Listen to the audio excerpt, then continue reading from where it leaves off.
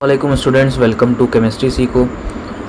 Coordination compound की ये 11th video है और इस वीडियो में हम लोग डिस्कस करने जा रहे हैं क्रिस्टल फील्ड थ्योरी के बारे में। लास्ट दो वीडियोस में हम लोगों ने वैलेंस बॉन्ड थ्योरी को पढ़ा था और साथ ही साथ हमने देखा था कि वैलेंस बॉन्ड थ्योरी में कुछ ड्रॉबैक्स आते हैं, जैसे कि वो कुछ कॉम्प्लेक्स का पर्टिकुलर ऑक्सीडेशन स्टेट और कोऑर्डिनेशन नंबर सेम होने के बाद भी उनके स्ट्रक्चर्स अलग अलग होते हैं। कुछ हाई स्पिन बनाता है, कुछ लो स्पिन बनाता है। इसके अलावा एक्साइटेशन ऑफ इलेक्ट्रॉन कुछ कंपाउंड्स में 4pz में चले जाते हैं, तो वो कैसे होता है। इसके अलावा कलर ऑफ कॉम्प्लेक्स के बारे में वैलेंस बॉन्ड थ्योरी बात नहीं करती, थर्मोडायनेमिक स्टेबिलिटी के बारे में बात नहीं करती। तो 5-6 मेजर ड्रॉबैक्स थे जिनको हमने देखा था। अब उसी ड्रॉबैक्स को ओवरकम करेंगे हम क्रिस्टल फील्ड थ्योरी में। देखिए, क्रिस्टल फील्ड थ्योरी जो है एक्चुअली बनाई गई थी आयोनिक कंपाउंड्स के लिए, ठीक है ना। एक्चुअली किसके लिए बनाई गई थी? आयोनिक कंपाउंड्स के लिए। ये क्रिस्टल फील्ड थ्योरी जो थी ये दिया था एक हैंस बेथ नाम के साइंटिस्ट थे उन्होंने, और वैन व्लेक नाम के, ये दोनों लोगों ने मिलकर इस थ्योरी को दिया था, ठीक है, हैंस बेथ और वैन व्लेक। ये थ्योरी जो थी प्योरली किसके लिए थी? आयोनिक कंपाउंड के लिए। लेकिन 1950 में इस थ्योरी को जब कोऑर्डिनेशन कंपाउंड पे अप्लाई किया गया तो नोटिस किया गया कि ये होल सोल फॉलो कर रही है कोऑर्डिनेशन कंपाउंड्स को भी, ठीक है। मतलब कोऑर्डिनेशन कंपाउंड इस थ्योरी का पोस्टुलेट्स को फॉलो कर रहे होते हैं। तो बाद में पहले ये इनिशियली आयनिक क्रिस्टल्स के लिए ही बनी थी, लेकिन बाद में आगे चल के ये कोऑर्डिनेशन कंपाउंड पर भी वैलिड हो गई, ठीक। तो इनके कुछ पोस्टुलेट्स को हम समझेंगे और साथ ही साथ यहाँ पर एक बहुत इंपॉर्टेंट चीज़ पढ़ेंगे हम लोग, जिसको हम लोग बोलते हैं क्रिस्टल फील्ड स्प्लिटिंग होना या क्रिस्टल फील्ड स्प्लिटिंग एनर्जी। ये क्या चीज़ होती है, इसके बारे में हम पूरा डिटेल में समझेंगे, ठीक। और किन फैक्टर्स पर डिपेंड करती है, क्यों ऐसा होता है कि ये क्रिस्टल फील्ड में स्प्लिटिंग देखने को मिलती है हमको, यानी डी ऑर्बिटल्स जो होते तो वो डीजेनरेट है, मतलब उन 5 डी ऑर्बिटल्स होते हैं, ठीक है। इन सब की एनर्जी बराबर होती है, ये डिजेनरेट होते हैं, मगर जब लिगेंड अप्रोच करता है तो इनमें कुछ चेंजेस आते हैं जिसकी वजह से ये स्प्लिट होते हैं। तो इनके बारे में हम लोग डिटेल्स में पढ़ेंगे, तो आप वीडियो को एंड तक देखिएगा ताकि आपको सारी बातें समझ में आ सके। इसी के साथ साथ आप नोट्स भी बनाते चलिएगा, जब आप रिवाइज करें तो आपको ईजी हो। तो चलिए स्टार्ट करते हैं हम लोग crystal field theory. Crystal field theory में हैंस बेथ और वैन व्लेक ने इसको अप्लाई किया था हमारे कोऑर्डिनेशन कंपाउंड के ऊपर, और इन्होंने कुछ इंपॉर्टेंट पॉइंट्स बताए थे जो कि हम पोस्टुलेट्स बताए थे जो कि हम समझेंगे। जैसे सबसे पहली बात, ये थ्योरी हमको ये कहती है ना, क्रिस्टल फील्ड थ्योरी हमको ये कहती है कि जो बॉन्डिंग होती है कॉम्प्लेक्स में, ठीक है ना, बॉन्डिंग इन कॉम्प्लेक्स आयन जो होती है वो प्योरली स्टैटिक इलेक्ट्रोस्टैटिक होती है। बॉन्डिंग इन कॉम्प्लेक्स जो होती है वो क्या होती है? प्योरली इलेक्ट्रोस्टैटिक होती है। इसका मतलब ये हुआ कि यहाँ पर जो भी चीज़ें जुड़ेंगी वो या तो पॉजिटिव पॉइंट चार्ज की तरह जुड़ेंगी या नेगेटिव पॉइंट चार्ज की तरह, ठीक है। यानी एक पॉजिटिव पॉइंट चार्ज होगा और एक नेगेटिव पॉइंट चार्ज होगा। तो अगर हम इसको अप्लाई करते हैं तो उनका ये कहना था कि जो भी बॉन्डिंग किसी भी कॉम्प्लेक्स में हो रही है वो इलेक्ट्रोस्टैटिक होगी, और जो लिगेंड्स होते हैं उनको हम लोग नेगेटिव पॉइंट चार्ज की तरह ट्रीट करेंगे, ठीक है। लिगेंड्स जो होते हैं उनको हम क्या करेंगे? नेगेटिव पॉइंट चार्ज की तरह ट्रीट करेंगे, क्योंकि मोस्टली जो लिगेंड्स होते हैं हमारे पास, चाहे जैसे हमने ऑक्सीलेटो का एग्जांपल लिया, Cl- का लिया या F- का लिया, इस तरह के जितने भी होते हैं ये सारे नेगेटिव चार्ज होते हैं, ठीक है। लेकिन हमने पढ़ा है कि कुछ लिगेंड्स ऐसे भी होते हैं जो न्यूट्रल इन नेचर होते हैं। तो जैसे न्यूट्रल इन नेचर का मान लीजिए हम एक्वा की बात कर लिया, या हमने एमाइन की बात कर लिया, ठीक है, इसका नाम होता है एमाइन, या हमने फिर इथाइलिन डायमीन की बात कर लिया। तो ये सारे जो लिगेंड्स होते हैं ये तो न्यूट्रल होते हैं, तो इनको हम नेगेटिव पॉइंट चार्ज की तरह नहीं बल्कि हम इनको पॉइंट डाइपोल की तरह कंसीडर करेंगे, ठीक है। हम इनको क्या बोलेंगे? Point dipole. मतलब क्या हुआ, इसका ध्यान से समझिए कि जो लिगेंड्स होते हैं उनको हम बोलेंगे नेगेटिव पॉइंट चार्ज, और जो ऐसे लिगेंड जो न्यूट्रल होते हैं उनको हम बोलेंगे कि ये क्या होते हैं? पॉइंट डाइपोल होते हैं, ठीक है। और इनका जो नेगेटिव एंड होगा वो हमेशा सेंट्रल मेटल एटम की तरफ होता है। जैसे एग्जांपल के लिए मान लीजिए हमारे पास एक सेंट्रल मेटल एटम ने कुछ ले लिया, अब एमोनिया जो है वो अपना बॉन्ड बनाना चाह रहा है, तो नाइट्रोजन से ही तो हमारा लोन पेयर जाता है, तो नाइट्रोजन जो है इसकी तरफ होगा, बाकी हाइड्रोजन जो होंगे इसके पीछे की साइड, इस तरह से हम लोग दिखाएंगे। अब यहाँ पर इलेक्ट्रॉन ज़्यादा है इसलिए ये स्लाइटली नेगेटिव, और बाकी इधर हाइड्रोजन पर स्लाइटली पॉजिटिव। तो कुछ इस तरह से हम लोग ट्रीट करेंगे। मतलब जो जिस एंड से, या हम कह सकते हैं वो डोनर साइड जो है ना वो सेंट्रल मेटल एटम की तरफ पॉइंटिंग करेगी या पॉइंट करेगी, ठीक है। इसी तरह वाटर का भी अगर आप देखें तो कोई भी सेंट्रल एटम ले लेते हैं जिससे वाटर जुड़ा हुआ है, तो ऑक्सीजन कुछ इस तरह होगा और हाइड्रोजन इसके बैक साइड होगा। यहाँ पर लोन पेयर्स होते हैं, तो एक्सेस इलेक्ट्रॉन, नेगेटिव चार्ज, यहाँ पर स्लाइटली पॉजिटिव, यहाँ पर स्लाइटली पॉजिटिव। इस तरह से हम लोग इसको ट्रीट करेंगे। ये क्या है हमारा, ये हमारा न्यूट्रल लिगेंड है। इसी तरह यहाँ पर ये वाटर भी हमारा क्या है, न्यूट्रल लिगेंड है। तो ये था हमारा पहला पोस्टुलेट, जिसमें उन्होंने बताया कि जो बॉन्डिंग होती है कॉम्प्लेक्स में वो प्योरली इलेक्ट्रोस्टैटिक होती है, जहाँ पर लिगेंड्स को हम ट्रीट करेंगे नेगेटिव पॉइंट की चार्ज की तरह। और अगर मान लीजिए न्यूट्रल लिगेंड हमारे पास आ जाता है तो न्यूट्रल लिगेंड को हम लोग पॉइंट डाइपोल की तरह ट्रीट करेंगे। अब आते हैं हम उनके दूसरे पोस्टुलेट पर। दूसरा पोस्टुलेट जो है हमको ये सजेस्ट करता है कि जो भी कॉम्प्लेक्स होता है वो कॉम्बिनेशन होता है सेंट्रल मेटल एटम का। कॉम्प्लेक्स जो होता है वो क्या होता है, सेंट्रल मेटल एटम का और लिगेंड का। लिगेंड का क्या होता है, एक कॉम्बिनेशन होता है जिसमें लिगेंड्स जो होते हैं वो सेंट्रल मेटल एटम के अराउंड जो है वो अरेंज्ड होते हैं, ठीक है, एक तरह से अरेंज होते हैं। और ये दोनों जो है किसकी तरह बिहेव करेंगे, या तो पॉइंट चार्ज की तरह बिहेव करेंगे या फिर पॉइंट डाइपोल की तरह। हम दोनों कह सकते हैं, या तो पॉइंट चार्ज की तरह बिहेव करेंगे या फिर पॉइंट डाइपोल की तरह, ठीक है। तो सेंट्रल मेटल एटम और लिगेंड्स जो होते हैं इनका जो कॉम्बिनेशन होता है वो कॉम्प्लेक्स होता है, या ऐसे कहें तो complex is regarded as combination of central metal atom and ligands, ठीक है, और जो कि पॉइंट चार्ज की तरह बिहेव करते हैं। इसमें एक बड़ी इंपॉर्टेंट बात यह है कि अरेंजमेंट ऐसा होता है ना, अरेंजमेंट इज सच वे कि मिनिमम रिपल्शन, मतलब जो arrangement of ligand around CMA होगा, ligand around central metal atom जो होगा वो ऐसा होगा कि मतलब मिनिमम रिपल्शन हो, ठीक है। जैसे हम लोगों ने वेस्पर थ्योरी में पढ़ा था 11th क्लास में कि जो कॉर्नर एटम्स होते हैं ना वो ऐसी पोजीशन एक्वायर करते हैं कि मिनिमम रिपल्शन फेस होता है। सिमिलरली यहाँ पर भी वही चीज़ हो रही है कि लिगेंड्स ऐसी पोजीशन एक्वायर करते हैं कि मिनिमम रिपल्शन उनको फेस करना हो ताकि वो कंपाउंड बना रहे, वरना अगर मान लीजिए रिपल्शन होगा तो वो इधर उधर भागेंगे तो इससे स्टेबिलिटी घट जाती है, ठीक है। इसके बाद इनका जो तीसरा पोस्टुलेट है इस थ्योरी का, वो हमको ये सजेस्ट करता है कि जो भी इंटरैक्शन होता है सेंट्रल मेटल एटम और लिगेंड्स के अराउंड, इन दोनों के बीच में जो इंटरैक्शन होता है वो दो तरह का होता है, ठीक है। इंटरैक्शन जो होता है वो क्या होता है, दो तरह का। पहला इंटरैक्शन जो होता है उसको हम लोग बोलते हैं अट्रैक्टिव फोर्स, ठीक है।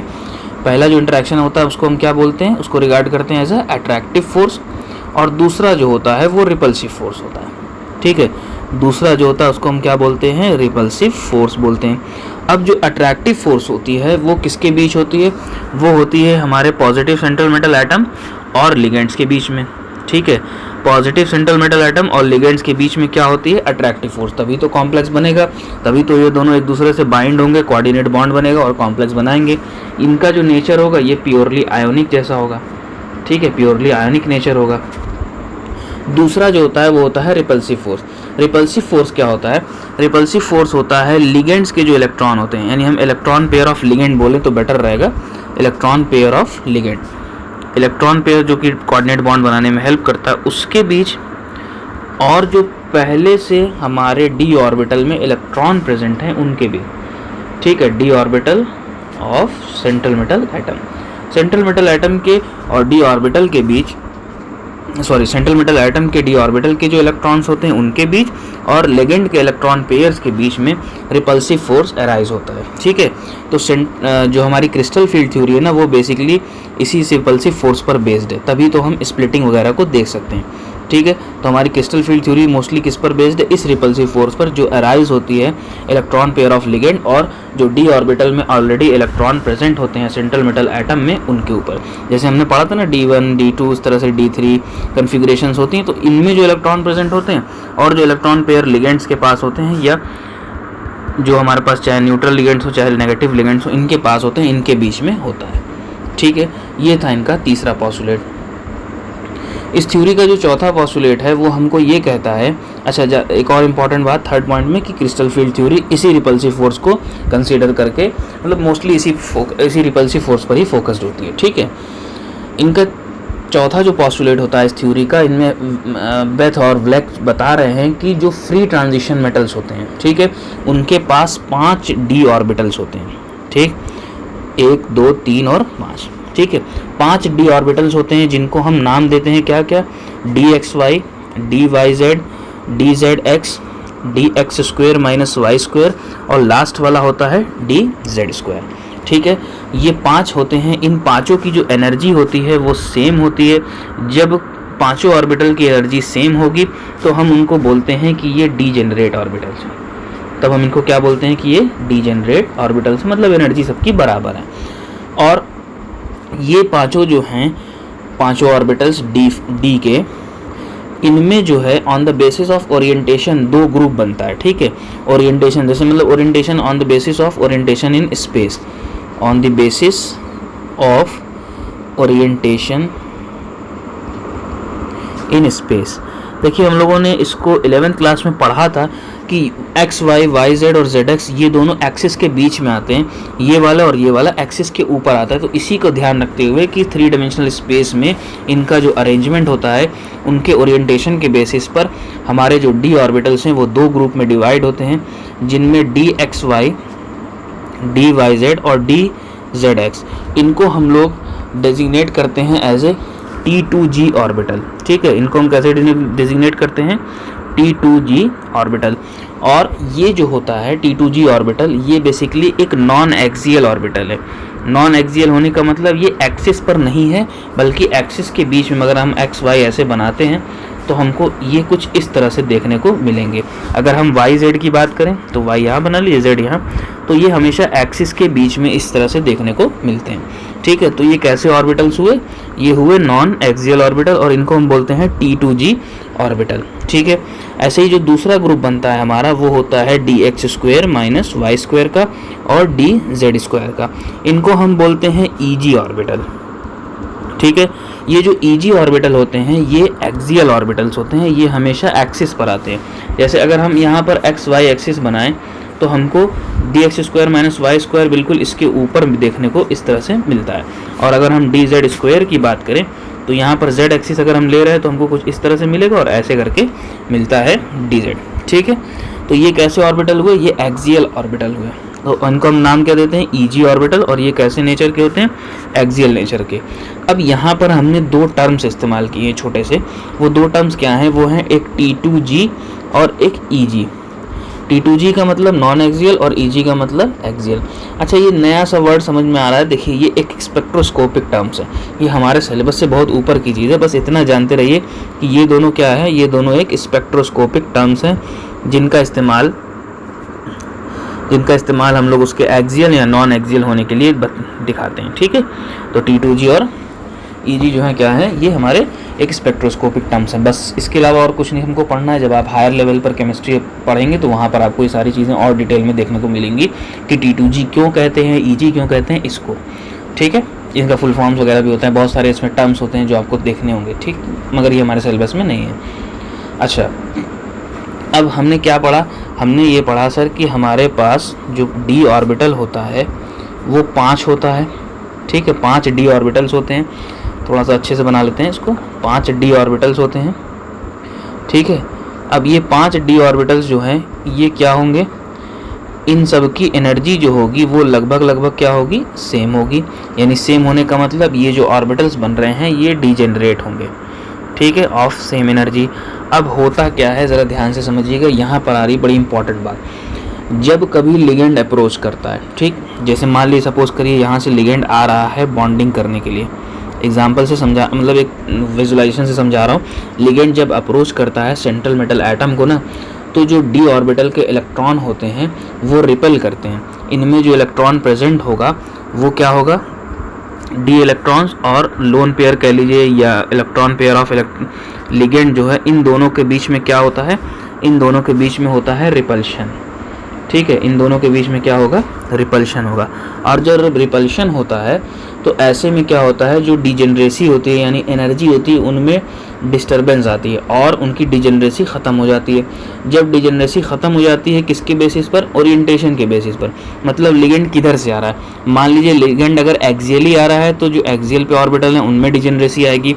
अगर मान लीजिए नॉन एक्सियल आ रहा है यानी एक्सिस के बीच से लिगेंड अप्रोच कर रहा है तो नॉन एक्सियल ऑर्बिटल्स की डिजेनरेसी क्या होगी, ख़त्म हो जाएगी, यानी एनर्जी में चेंज आएगा।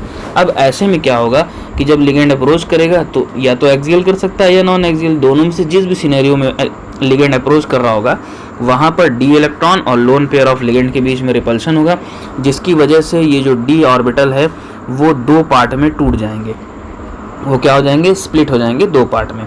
ठीक है, किस जैसे T2G अलग हो जाएगा और EG अलग हो जाएगा, 2 पार्ट में स्प्लिटिंग हो जाती है। ठीक, अब यहाँ पर क्या होता है, इन दोनों की एनर्जी अलग अलग हो जाती है। दोनों की एनर्जी में क्या आ जाता है, डिफरेंस आ जाता है। पहले शुरू में क्या था, सेम था, लिगेंड अप्रोच किया, लिगेंड जैसे ही अप्रोच किया, चाहे एक्सियली करे चाहे नॉन एक्सियली करे, तो यहाँ पर एनर्जी में चेंज आएगा। अब एनर्जी में जो चेंज आता है, स्प्लिट कर जाते हैं ऑर्बिटल्स और एनर्जी में चेंज आता है। जो एनर्जी में चेंज आता है उसी को हम लोग बोलते हैं क्रिस्टल फील्ड स्प्लिटिंग एनर्जी या CFSE। ध्यान से समझिए, इसको हम क्या बोलते हैं, क्रिस्टल फील्ड स्प्लिटिंग एनर्जी। ठीक है, इसको हम क्या बोलेंगे, क्रिस्टल फील्ड स्प्लिटिंग एनर्जी। और यही जो है बेसिस बनता है इस पूरी थ्योरी का। और ये जो स्प्लिटिंग हो रही है ना, ये अलग अलग कोऑर्डिनेशन नंबर, अलग अलग ज्योमेट्री पे अलग तरह से होता है। ठीक है, ध्यान से फिर से क्या मैं कह रहा हूँ, जब लिगेंड अप्रोच करेगा डी ऑर्बिटल में तो जो उसके इलेक्ट्रॉन ऑलरेडी प्रेजेंट है डी ऑर्बिटल में और जो लोन पेयर ऑफ लिगेंड है उनके बीच में रिपल्सिव होगा, रिपल्शन होगा। रिपल्शन की वजह से डी ऑर्बिटल स्प्लिट कर जाते हैं T2G में और EG में, जिसकी वजह से एनर्जी का चेंज आता है। इसी एनर्जी को हम लोग बोलते हैं क्रिस्टल फील्ड स्प्लिटिंग एनर्जी। और ये जो एनर्जी होती है, या ऐसे कह लें जो स्प्लिटिंग होती है, वो डिफरेंट ज्योमेट्री और डिफरेंट कोऑर्डिनेशन नंबर में डिफरेंट तरीके से होती है। हमारी बुक में 2 दिए हुए हैं कि स्प्लिटिंग होगी। ठीक है, हमारे जो NCERT बुक होती है उसमें 2 दिए हुए हैं। एक ऑक्टाहेड्रल के लिए स्प्लिटिंग दी हुई है जहाँ पर कोऑर्डिनेशन नंबर 6 है, और एक हमारा दिया हुआ है टेट्राहेड्रल के लिए स्प्लिटिंग, जहाँ पर क्या है, कोऑर्डिनेशन नंबर 4 है। ठीक है, इन दोनों की स्प्लिटिंग दी हुई है। आइए हम लोग इसको समझते हैं। तो अगर हम बात करें ऑक्टाहेड्रल की, ठीक है, अगर हम सिंपली बात करें किसकी, ऑक्टाहेड्रल की, हम टेट्राहेड्रल को थोड़ा सा बाद में देखेंगे, अभी फ़िलहाल हम देखते हैं ऑक्टाहेड्रल को। दोनों आमने सामने रखेंगे ताकि हम कंपेयर कर सकें आसानी से। ठीक है, बीच में एक लाइन ड्रॉ कर लेते हैं ताकि जो है डिफ्रेंशिएट की जा सके। ठीक, तो ऑक्टाहेड्रल में और टेट्राहेड्रल में हमको देखना है। तो सबसे पहले हम ऑक्टाहेड्रल देख लेते हैं कि क्या होता है ऑक्टाहेड्रल में। देखिए, एक बात याद रखिएगा, जब कभी डी ऑर्बिटल को लिगेंड अप्रोच करता है ऑक्टाहेड्रल कॉम्प्लेक्स में, जब लिगेंड अप्रोच करेगा, ठीक है, तो यहाँ पर जो लिगेंड अप्रोच करता है ना, वो किसकी तरह करता है, वो एक्सियली करता है। वो किस पर करता है, एक्सियली, एक्सियल पे जो ऑर्बिटल्स होते हैं उनके थ्रू करता है। ठीक, यानी कि EG ऑर्बिटल्स के थ्रू। अब होगा क्या, ध्यान से, जैसे मान लीजिए हमारे पास, मैं इधर एक लाइन खींचता हूँ, ये लाइन बता रही है हमको कि जैसे जैसे हम ऊपर जाएंगे एनर्जी बढ़ती जाएगी। ये हमारे पास डी ऑर्बिटल हुआ, डीजेनरेट है, इनकी सबकी एनर्जी बराबर है। यहाँ पर T2G और EG दोनों साथ में है। ठीक, जैसे ही लिगेंड अप्रोच हुआ तो इनकी एनर्जी थोड़ी सी क्या होती है, बढ़ जाती है, क्योंकि हमको पता है कि एनर्जी बढ़ती है उसके बाद तभी तो स्टेबिलिटी क्रिएट होती है, फिर एनर्जी रिलीज होगी तो स्टेबिलिटी क्रिएट होगी। तो यहाँ पर इनकी एनर्जी क्या हो जाएगी, थोड़ी सी बढ़ेगी जब लिगेंड अप्रोच करता है। ठीक है, उसके बाद क्या होता है, क्योंकि ये ऑक्टाहेड्रल कॉम्प्लेक्स है, लिगेंड यहाँ पर एक्सियली अप्रोच कर रहा है, तो यहाँ पर क्या होगा, ये ऑर्बिटल स्प्लिट कर जाएंगे। और क्योंकि लिगेंड आ रहा है एक्सियली, तो डिजेनरेसी कहाँ पर लॉस होगी, वो लॉस होगी हमारे EG ऑर्बिटल्स में। तो ये ब्रेक डाउन हो जाएंगे 2 ऑर्बिटल्स में, EG वाले ऊपर चले जाएंगे और T2G वाले नीचे चले जाएंगे। ठीक है, इनको हम T2G बोल रहे हैं। अब ये जो एक लाइन हम ड्रॉ कर रहे हैं ऐसे, ये समझ लिए, इसको हम बोलते हैं बैरी सेंटर। ये बताता है कि एक पर्टिकुलर एनर्जी की कितने है। ठीक है ना, बस सिंपली ये रिप्रेजेंट कर रहा है कि यहाँ तक एनर्जी थी, अब इससे ज़्यादा हो गई तो EG में है और इससे कम हो गई तो T2G में। इसके और इसके बीच में जो एनर्जी का डिफरेंस होता है वो उसको हम लोग बोलते हैं 0.6 डेल्टा O, और यहाँ पर जो होता है इसको हम लोग बोलते हैं 0.4 डेल्टा O। ये सब सिर्फ वैल्यूज़ आपको याद रखनी है, यहाँ पर कैलकुलेशन वगैरह कुछ नहीं करना है, बस आपको पता होना चाहिए कि कैसे होता है। ठीक है, इन दोनों का टोटल का सम जो है 1 के बराबर लगभग हो जाएगा, 1 डेल्टा O के। ठीक है, दोनों को जोड़ देंगे तो बस यहाँ पर आपको दिखाना होगा कि यहाँ पे ये माइनस में होगा और ये प्लस में, क्योंकि यहाँ एनर्जी बढ़ रही है इसलिए प्लस में, यहाँ एनर्जी रिलीज़ हो रही है ना, कम हो रही है एनर्जी तो रिलीज़ हो रही है, तो यहाँ पर ये माइनस में। ठीक है, तो हुआ क्या, लिगेंड ऑक्टाहेड्रल कॉम्प्लेक्स में अप्रोच करता है एक्सियल पे, तो उसकी डिजेनरेसी ख़राब होती है, क्योंकि लिगेंड आया है एक्सियली, तो एक्सियल की एनर्जी बढ़ जाएगी, तो वो ऊपर की तरफ स्प्लिट होकर चले जाते हैं, बाकी T2G वाले नीचे चले जाते हैं। तो ये था हमारा ऑक्टाहेड्रल में स्प्लिटिंग। इसी तरह से अगर हम टेट्राहेड्रल की बात करें, अच्छा इन दोनों के बीच का जो एनर्जी डिफरेंस है, ठीक है, यहाँ से यहाँ तक के बीच का जो एनर्जी डिफरेंस है, इसी को हम लोग CFSE बोलते हैं या क्रिस्टल फील्ड स्प्लिटिंग एनर्जी बोलते हैं, ठीक है ना। The energy difference between the T2G and EG set of orbital is called crystal field energy. तो मैं डेफिनेशन लिख देता हूँ कि energy difference between T2G and EG set of orbital is called crystal field splitting energy, ठीक है। इसी तरह से अगर हमारे पास टेट्राहेड्रल है, तो टेट्राहेड्रल में जो लिगेंड अप्रोच करता है वो d ऑर्बिटल को, वो इन बिटवीन दी एक्सिस करता है, एक्सिस के बीच से, मतलब एक्सिस के बीच का मतलब नॉन एक्सियल ऑर्बिटल को अप्रोच करता है। तो नॉन एक्सियल ऑर्बिटल को अगर ये अप्रोच करेगा तो हम ऐसे मार्क करते हैं, ऊपर जाने पर एनर्जी बढ़ती जाएगी, इसको हम रिप्रेजेंट कर रहे हैं। तो यहाँ पर हम कंसीडर कर रहे हैं हमारा d ऑर्बिटल, जिसकी एनर्जी क्या है, इक्वल है। जब लिगेंड अप्रोच किया तो एनर्जी थोड़ी सी बढ़ गई। अच्छा, इसको थोड़ा सा छोटा बनाते हैं ताकि पूरा अट जाए यहाँ पे, ठीक है। एनर्जी क्या हुई, थोड़ी सी बढ़ गई, तो हम इसको थोड़ा सा ऊपर मार्क कर देंगे जब लिगेंड अप्रोच करेगा तो, ठीक। अब क्योंकि इस बार टेट्राहेड्रल कॉम्प्लेक्स है, तो यहाँ जो लिगेंड अप्रोच कर रहा है वो नॉन एक्सियली कर रहा है, तो नॉन एक्सियली कर रहा है तो नॉन एक्सियल ऑर्बिटल्स में डिजेनरेसी ख़त्म होने लगेगी। ऐसे में क्या होगा, ये स्प्लिट कर जाएंगे। स्प्लिट जब करेंगे तो नॉन एक्सियल ऑर्बिटल की एनर्जी बढ़ जाएगी और एक्सियल वाले की एनर्जी कम हो जाएगी, यानी T2G ऊपर चला जाएगा और EG नीचे। अब यहाँ पर भी सेम भाई बैरी सेंटर बनेगा, ये एक मीडियम होता है, एक बीच होता है, जिससे हम लोग एनर्जी कंपेयर करते हैं कि ज़्यादा हुई कम। तो ऊपर को हम देखेंगे कि यहाँ पर हो जाएगा हमारे पास 4, थोड़ा सा इसको मतलब नीचे बनाना चाहिए था, थोड़ा सा ये एनर्जी ज़्यादा कम होती है ना, तो इसको हम ऐसे कर लेते हैं, तो हाँ अब सही दिखाई देगा, विजुलाइजेशन सही होगा।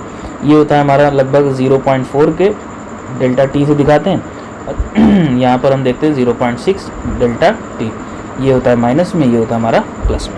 तो इस तरह से ये एनर्जी को दिखाते हैं हम स्प्लिटिंग होना। अब यही जो दोनों के बीच का डिफरेंस हो रहा है, इसी को हम बोलेंगे क्रिस्टल फील्ड स्प्लिटिंग एनर्जी। तो हुआ क्या, बेसिकली लिगेंड अप्रोच किया, एक्सियली करेगा तो एक्सियल वाले का एनर्जी बढ़ जाएगी, नॉन एक्सियली करेगा तो नॉन एक्सियल वाले की एनर्जी बढ़ जाएगी, और स्प्लिट कर जाएंगे तो जिसकी एनर्जी बढ़ी वो ऊपर की तरफ, जिसकी एनर्जी नहीं, जिसकी घट गई उसको हम नीचे की तरफ रखेंगे, और इसी के बीच का जो डिफरेंस होता है वो हमारा क्या कहलाता है, क्रिस्टल फील्ड स्प्लिटिंग एनर्जी कहलाता है।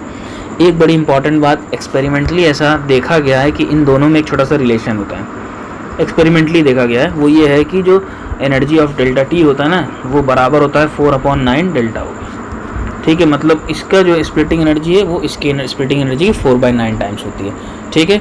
तो इसको हम लोग, ये जनरली डेटा है, बेसिकली एक्सपेरिमेंटली प्रूफ किया गया है, यहाँ पर हमको ये देखना है, इससे कोई न्यूमेरिकल्स वगैरह कुछ नहीं आते हैं, बस खाली आपको पता होना चाहिए कि स्प्लिटिंग क्या होती है और स्प्लिटिंग एनर्जी क्या होती है, ठीक है। अब आइए हम लोग देखते हैं कुछ फैक्टर्स जिन पर ये crystal field splitting energy depend करती है, ठीक है। तो factors affecting crystal field splitting energy, ये हमारी टॉपिक, फैक्टर्स अफेक्टिंग CFSE। तो factors affecting crystal field splitting energy में कुछ हम फैक्टर्स देख लेते हैं जिसकी वजह से इनमें चेंज आता है। तो सबसे पहला फैक्टर है वो है oxidation state of CMA, central metal atom या आयन का ऑक्सीडेशन स्टेट, ठीक है। ऑक्सीडेशन स्टेट ज़्यादा होगा तो क्रिस्टल फील्ड स्प्लिटिंग एनर्जी ज़्यादा हो जाएगी। सिंपली CFSE जो होगा वो डायरेक्टली प्रोपोर्शनल कह सकते हैं कि ऑक्सीडेशन स्टेट के होता है, मतलब जितना ज़्यादा ऑक्सीडेशन स्टेट आप बढ़ाते जाएंगे मेटल का, बढ़ता जाएगा उतना ज़्यादा क्रिस्टल फील्ड स्प्लिटिंग एनर्जी बढ़ती जाएगी, ठीक है। जैसे मान लीजिए कुछ जैसे हम एग्जांपल लेते हैं FeH2O6, यहाँ पर 2+ कर लेते हैं, और इधर एक कंपाउंड लेते हैं इसी से मिलता जुलता FeH2O6, इधर हम 3+ कर लेते हैं। अब इन दोनों को कंपेयर करिए तो Fe पे यहाँ पे +3 चार्ज है और यहाँ पर +2 चार्ज है, तो इस वाले कॉम्प्लेक्स में क्रिस्टल फील्ड स्प्लिटिंग एनर्जी ज़्यादा होगी, ठीक है।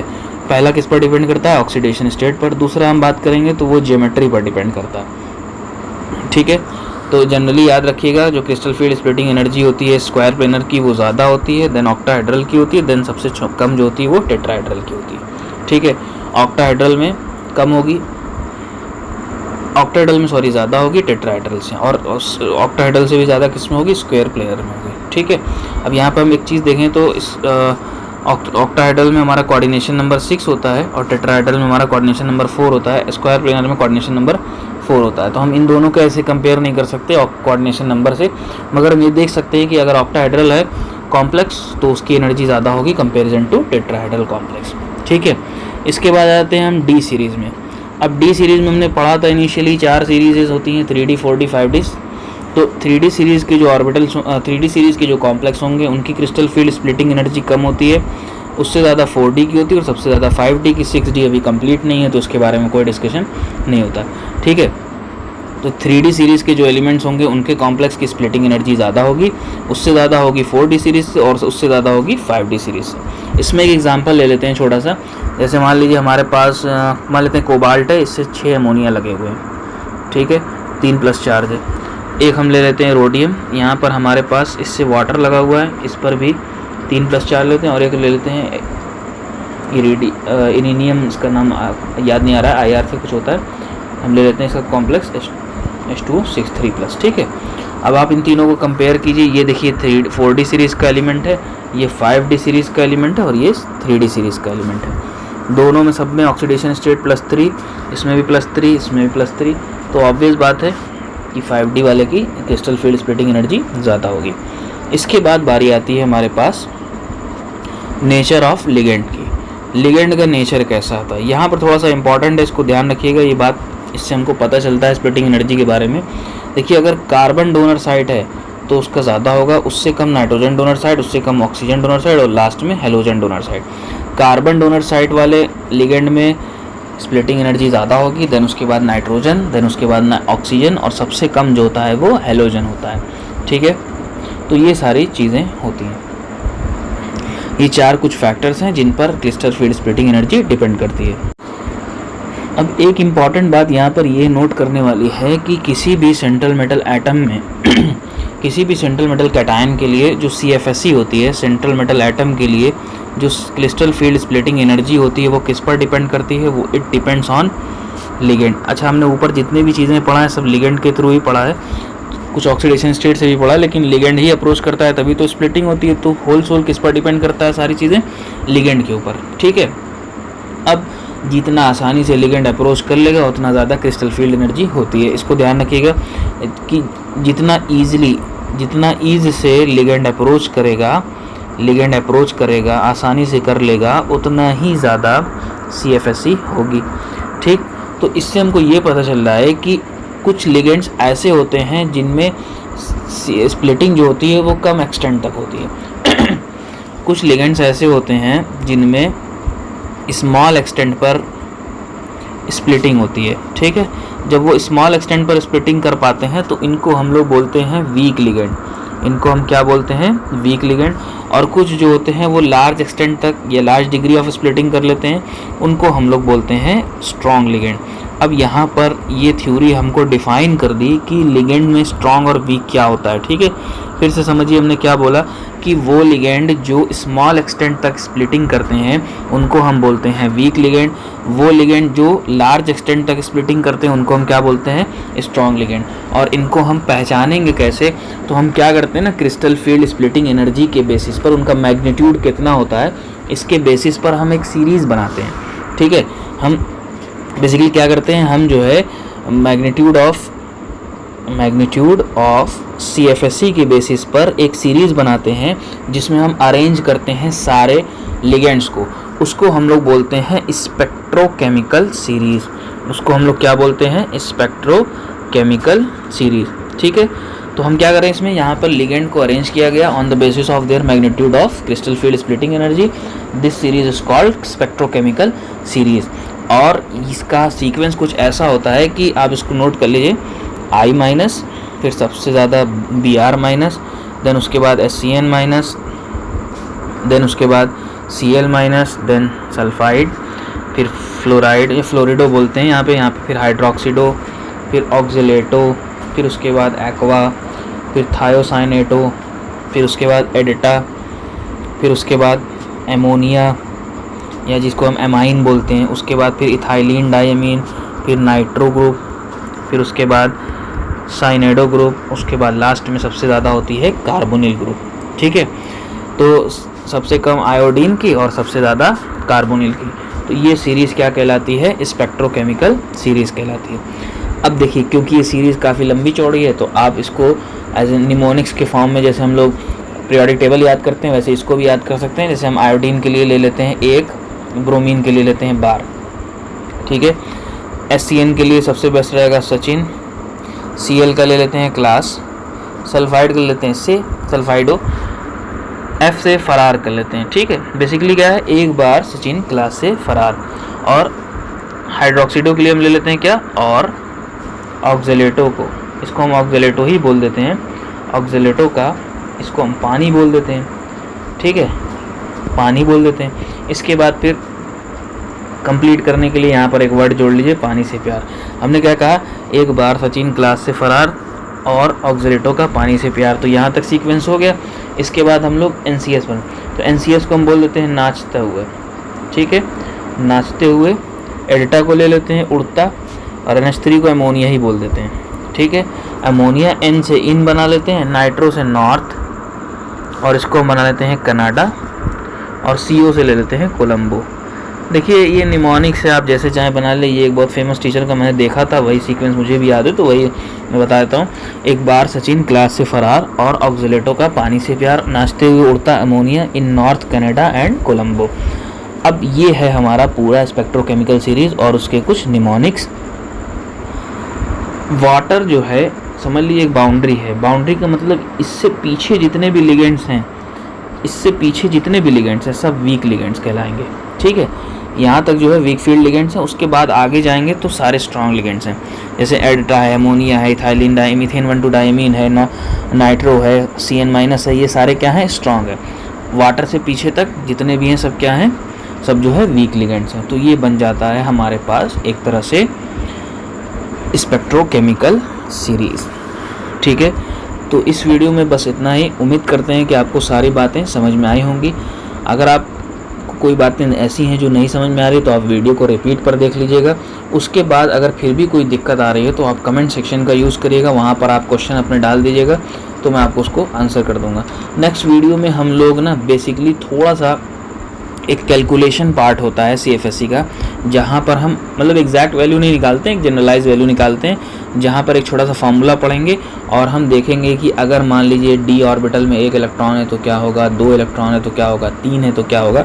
ऐसे सिनेरियो को हम लोग देखेंगे। तो उस वीडियो को हम लोग नेक्स्ट में इन टॉपिक्स को हम नेक्स्ट वीडियो में डिस्कस करेंगे। और नेक्स्ट वीडियो में हम लोग और भी चीज़ों को डिस्कस करेंगे, जैसे कलर के बारे में डिस्कस करेंगे, साथ ही साथ स्टेबिलिटी के बारे में डिस्कस करेंगे, और फिर चैप्टर एंड हो जाएगा। यहाँ पर हमारे कोऑर्डिनेशन कंपाउंड का जो नेक्स्ट लेक्चर होगा वो लास्ट लेक्चर होगा। तब तक के लिए आप पढ़ाई करते रहें। All the very best. Thank you.